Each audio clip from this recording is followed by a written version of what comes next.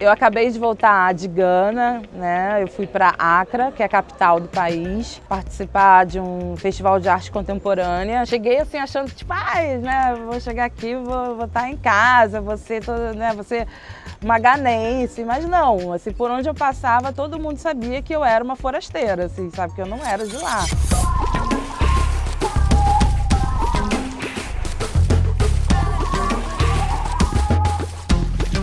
Eu fui para lá participar do Chaliwot Street Art Festival. É um festival focado em performances, em pintura, artes visuais. Foi minha primeira vez na África Negra, porque na África, no continente em si, eu já havia estado antes. 10 anos atrás eu fui para o Marrocos. Eu ainda era estudante de cinema na Alemanha, mas foi uma outra experiência, porque o Marrocos é norte da África, é um país muçulmano. Agora foi uma experiência mais intensa, né? Foi minha primeira vez mesmo, assim, no coração da África, na África Negra. Foi uma experiência realmente revolucionária, assim, na minha vida. Eu acho que, por exemplo, essa questão, essa relação que a gente tem com a África, tem duas vias essa relação, né? Ter esse pensamento eurocêntrico de achar que o mais interessante, o mais cool tá na Europa ou no hemisfério norte. E isso é uma balela, assim. Quando eu estive lá, eu vi como eles são muito mais avançados, né, do que o Ocidente em muitas questões. Isso mudou muito a minha percepção de mundo. E como a gente tem essa busca por uma identidade perdida muito forte, cheguei assim achando, tipo, né, vou chegar aqui, vou estar em casa, vou ser toda, né, vou ser uma ganense, mas não, assim, por onde eu passava, todo mundo sabia que eu era uma forasteira, assim, sabe, que eu não era de lá. Foi uma coisa que eu fiquei meio surpresa, assim. E aí eu me dei conta em vários detalhes de como eu me visto, do tom da minha pele, sabe, da maneira como o meu corpo se move. Eu entendi que eu era mais misturada do que eu pensava até. Mesmo que essa mistura, e de fato ela foi realmente brutal, né? Foi uma coisa brutal, né? A vinda dos africanos, né? Chegada dos europeus, né? Com o genocídio que vem acontecendo até hoje com os índios. Mas isso gerou uma terceira coisa, né? Uma quarta, no caso, né? Desse encontro de três, que formam os pilares da nossa cultura. Mas, ao mesmo tempo, eu reverencio muito, né, essa ancestralidade africana, porque é como eu me vejo, como eu sou, trazendo essa ancestralidade, assim, no meu DNA, com mais ênfase do que as outras. Oya pai oyofo, bioya, lo paula.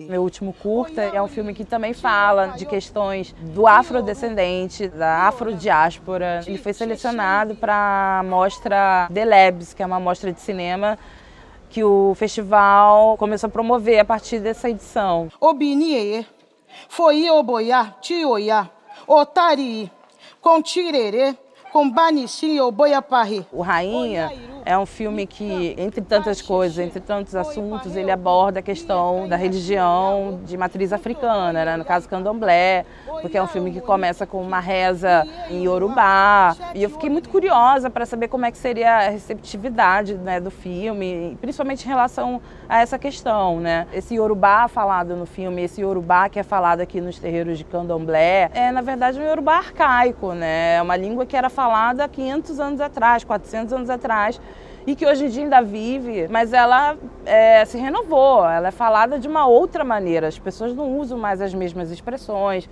muitos deuses do Candomblé não são mais cultuados lá. Eles ficaram realmente muito fascinados de ver um filme brasileiro que tem falas em Yorubá falando de deuses, de orixás.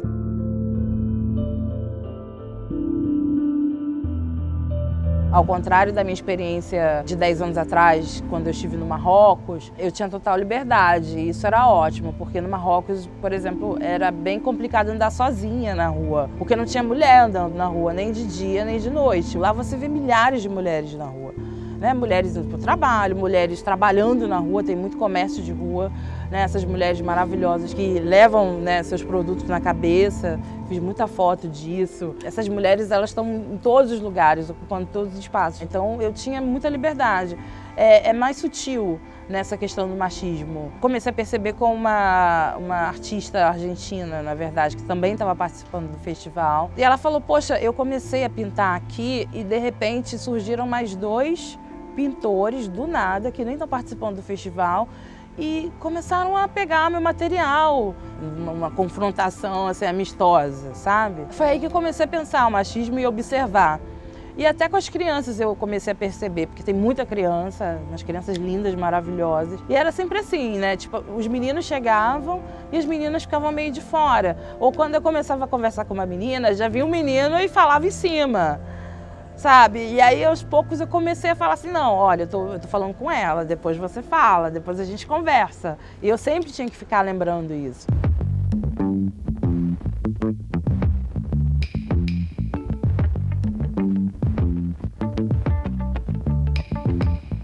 Os filmes foram exibidos em lugares abertos, assim, tipo, o meu filme foi exibido num lugar lindo, assim, que era uma espécie de mini Parque Lage, e foi muito massa esse lugar.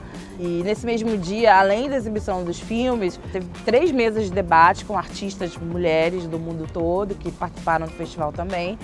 E também teve DJs tocando. Tinha essa coisa com a música. E é um lugar que tem muita música o tempo todo. E a gente sempre pensa assim, música africana, é uma coisa meio batuque. Não, eles estão produzindo house music, eles estão produzindo hip hop, sabe? Eles estão produzindo muita música contemporânea, altíssima qualidade.